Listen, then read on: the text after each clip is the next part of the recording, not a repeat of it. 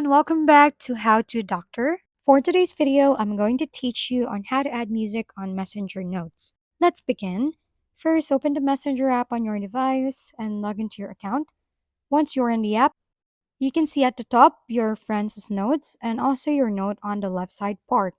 Now simply tap your note button above and in here tap the music icon. Next, select what music you want to add. For example, let's select this music right here.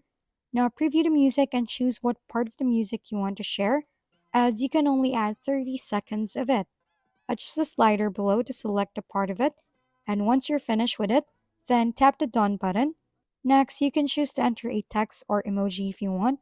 After doing all of that, tap the Share button at the top, and with that, your friends can see your notes for 24 hours.